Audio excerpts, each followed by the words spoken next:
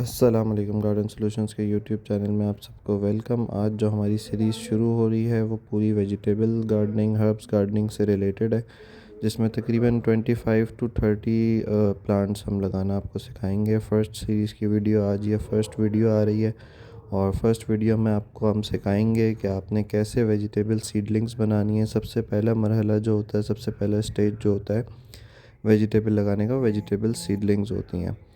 और ये सबसे पहले हमने लिया 6 इंच पॉट। 6 इंच पॉट में हमने मिट्टी डाली है, उसके बाद कंपोस्ट डाली है। कंपोस्ट के ऊपर हम डाल रहे हैं थोड़ी सी पीट मॉस, जिसके ऊपर हम रखेंगे सीड्स और उसके ऊपर हम डालेंगे कोकोपीट।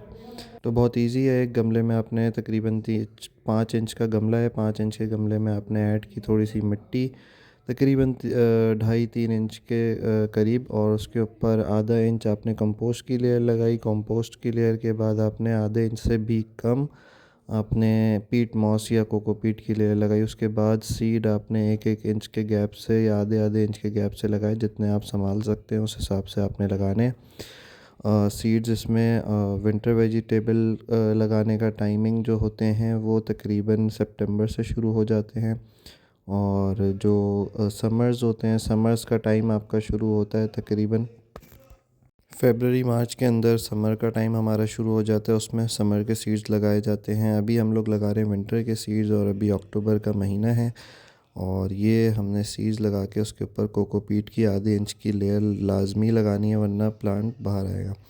अब ये डिफरेंट चिलीज़ वगैरह के हैं, चिलीज़ की बहुत सारी टाइप्स हैं, वो हम लगा रहे हैं। उसके अलावा ब्रोकली है, सेलरी है, अनियंस हैं, स्प्रिंग अनियंस हैं, और बहुत सारी लंबी लिस्ट हम लोग यहाँ पे अभी इनकी सीडलिंग तैयार करने के लिए लगा रहे हैं। तो सीडलिंग लगाने के बाद आपने उनको डायरेक्ट सनलाइट में रखना है। डायरेक्ट सनलाइट होनी चाहिए पूरा दिन, और उसको आपने पानी सबसे पहले जब आपने कवर कर दिया तो उसके बाद आपने पानी देना है। तो कवर ये देख लें कि कवर आपका अच्छे तरीके से हुआ हो, सीड्स आपके गैप से लगे हुए हों, जैसे आपको नज़र आ रहे होंगे सीड्स लगे हुए। तो इसको गैप से लगाना है, बिल्कुल जोड़ जोड़ के नहीं लगा देना है अपने सीड्स को, तो फिर आपको बाद में अलग करने में मसला हो जाएगा। तो इस चीज़ का बहुत ख्याल रखना है। डायरेक्ट सनलाइट का ख्याल रखना है, डायरेक्ट सनलाइट में हो तकरीबन 1 दिन छोड़ के आपने इनको वाटरिंग करनी है लाजमी।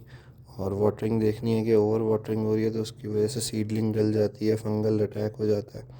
तो अगर आप इन चीज़ों का ख्याल नहीं रखेंगे तो आप लोग की सीडलिंग बिल्कुल अधमरी सी आपके पास आएगी, जो कि लगाने का फ़ायदा नहीं होगा। जैसे मैं आपको पिक्चर दिखा रहा हूँ, इस टाइप की आपकी सीडलिंग हो जाएगी, जो कि बिल्कुल फ़ायदेमंद नहीं है।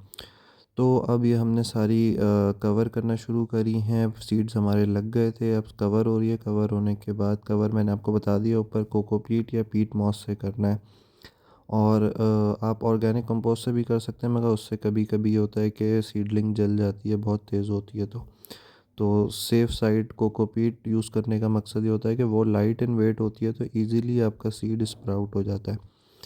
वरना आप जो नॉर्मली लगाने का तरीका होता है उसमें लोग ये होता है कि खाद मट्टी के गमले में लोग सीड डाल देते हैं, उसी के ऊपर वापस मट्टी डाल देते हैं। मट्टी का वज़न अच्छा खासा होता है, जिसकी वजह से आपकी सीडलिंग या तो नहीं निकल रही होती है या फिर अधमरी सी निकल रही होती है, जो कि जानदार नहीं होती। आपकी सीडलिंग जानदार नहीं है तो फिर आपका ये कि प्लांट भी जो होगा वो इतना ज़्यादा हेल्दी नहीं रहेगा थ्रू आउट द टाइम। तो उसको नरिशमेंट देने के लिए मैंने आपको बताया ऑर्गेनिक कंपोस्ट भी डाली है हमने इसमें, ताकि जैसे ही जड़ निकले वो ऑर्गेनिक कंपोस्ट में जाए आधे इंच बाद, और आधे इंच बाद वो नीचे मिट्टी में जाए। तो ये पूरा इसका आइडिया है, और इसमें आपको अभी इसका रिज़ल्ट नज़र आएगा कि कैसा रिज़ल्ट आता है इसका। टैगिंग लाजमी कर दें, वरना भूल जाएंगे कहाँ पे क्या लगाया हुआ है। तो टैगिंग लाजमी है, इसकी सारी चीज़ों पे हमने टैगिंग कर दी है। और उसके बाद अब टैगिंग करने के बाद अब हम देंगे इसको पानी। पानी देने का तरीका भी मैं आपको इसमें वीडियो में ही दिखाता हूँ।